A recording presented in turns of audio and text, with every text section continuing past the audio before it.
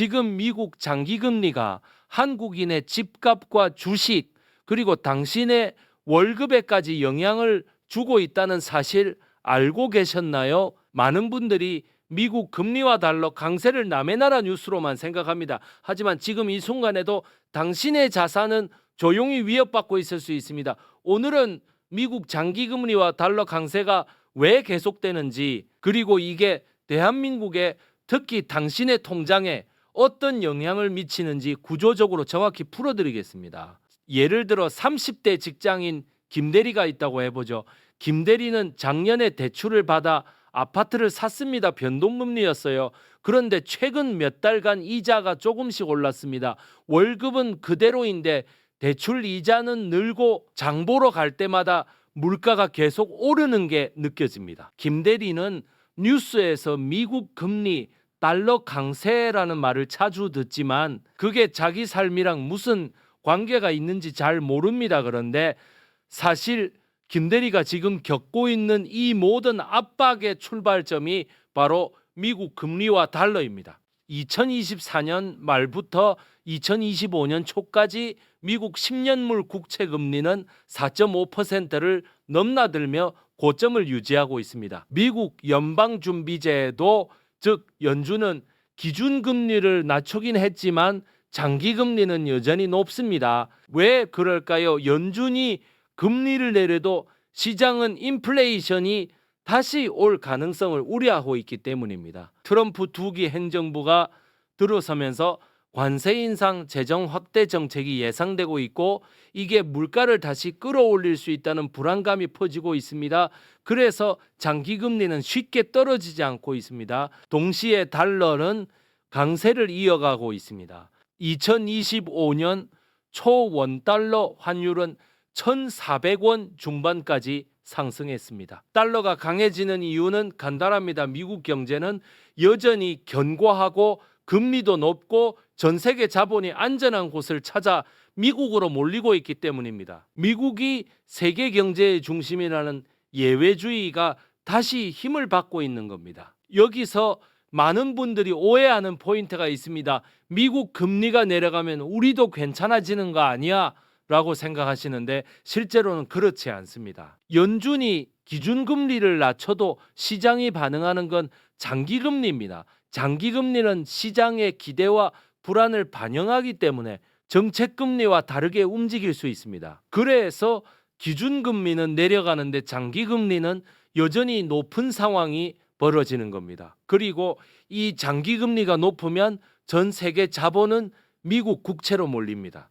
한국 같은 신흥국에서는 자본이 빠져나가고 환율은 오르고 금리 인하 여력은 줄어듭니다. 또 하나 달러 강세는 단순히 환율만 오르는 게 아닙니다. 환율이 오르면 수입 물가가 오릅니다. 석유, 천연가스, 밀, 옥수수 같은 원자재는 대부분 달러로 결제됩니다. 환율이 1,300원에서 1,400원으로 오르면 같은 양을 사도 원화로는 약 7.7% 더 비싸게 사야 하는 겁니다. 이게 바로 물가로 이어집니다. 이번 사안을 이해하려면 3가지만 보면 됩니다. 첫째, 미국 장기금리가 높으면 전 세계 자본이 미국으로 몰립니다. 한국에서 돈이 빠져나가면서 주식시장과 부동산 시장이 압박을 받습니다. 실제로 2024년 하반기부터 외국인 투자자들은 한국 주식을 대규모로 팔아치웠습니다. 코스피는 2,400선 아래로 떨어졌고 2025년 1월에도 불안한 흐름이 계속되고 있습니다. 둘째, 달러 강세는 환율 상승으로 이어지고 이건 수입 물가 상승을 의미합니다. 한국은 원유, 가스, 곡물 등 대부분의 기초 자원을 수입에 의존합니다. 환율이 오르면 이 모든 게 비싸집니다. 그리고 이 비용은 결국 소비자 가격으로 전가됩니다. 당신이 주유소에서 마트에서 느끼는 물가 상승의 상당 부분이 여기서 옵니다. 셋째, 한국은행의 금리 인하 여력이 제한됩니다.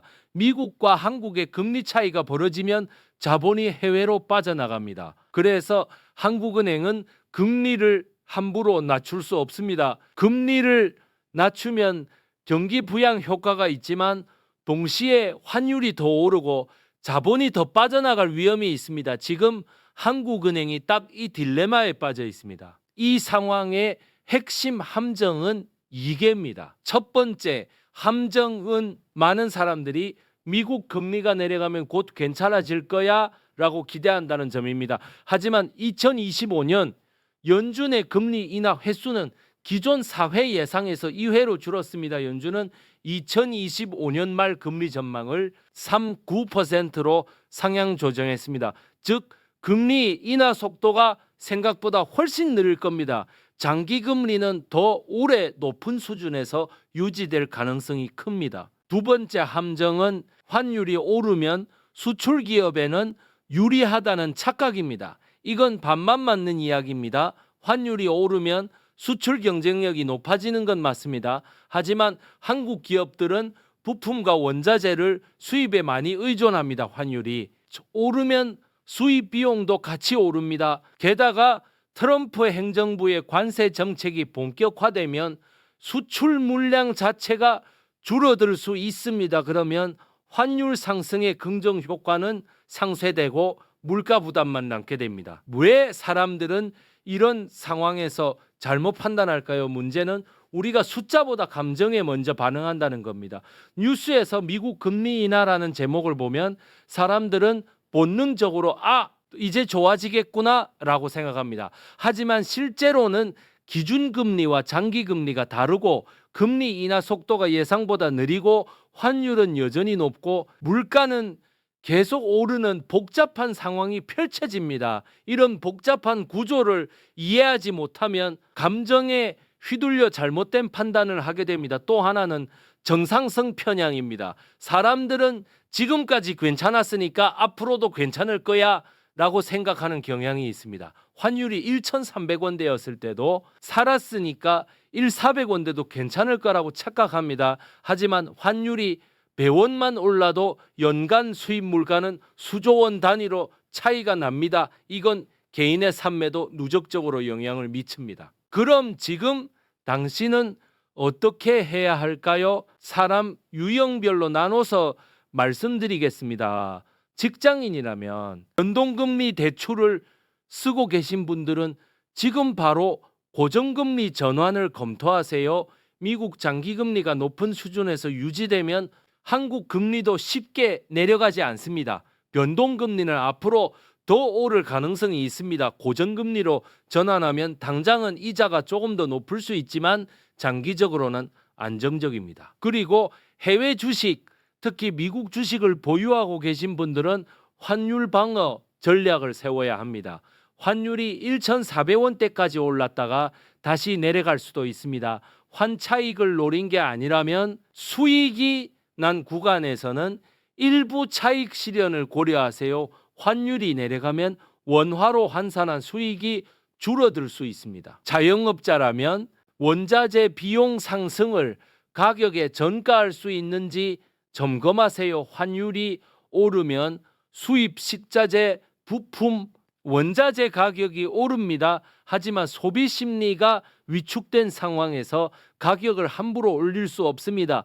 그렇다면 비용 구조를 재점검하고 불필요한 지출을 줄이는 게 우선입니다. 유동성 확보도 중요합니다. 금리가 높은 상황에서는 대출 이자 부담이 큽니다.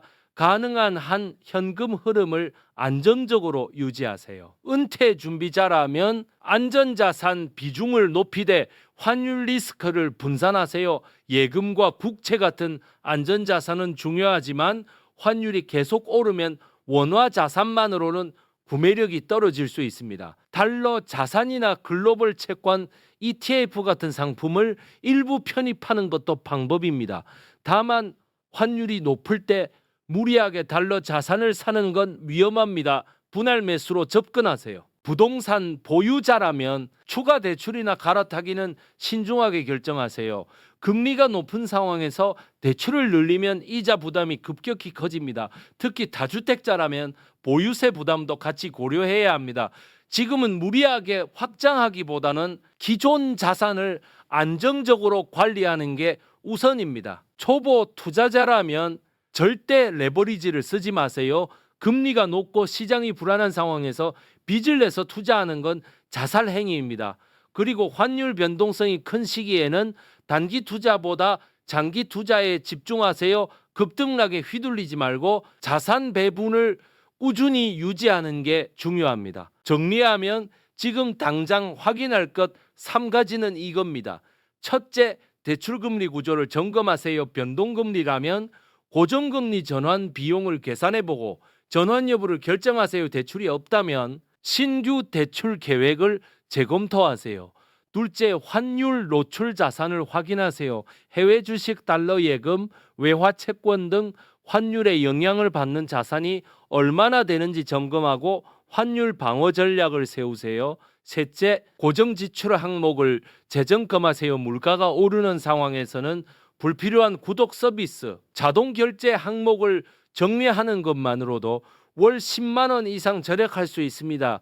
지금은 방어적 자산 관리가 필요한 시기입니다. 경제는 멀리서 보면 뉴스지만 가까이서 보면 내 통장 이야기입니다. 미국 장기금리와 달러 강세는 당신의 대출이자 물가, 자산 가치에 직접적인 영향을 미칩니다. 앞으로도 이런 것이 경제 변화가 생기면 가장 먼저 당신 자산 관점에서 풀어드리겠습니다. 구독과 좋아요 눌러주시고 알림 설정까지 해두시면 중요한 변화를 놓치지 않으실 겁니다. 다음 영상에서 또 뵙겠습니다.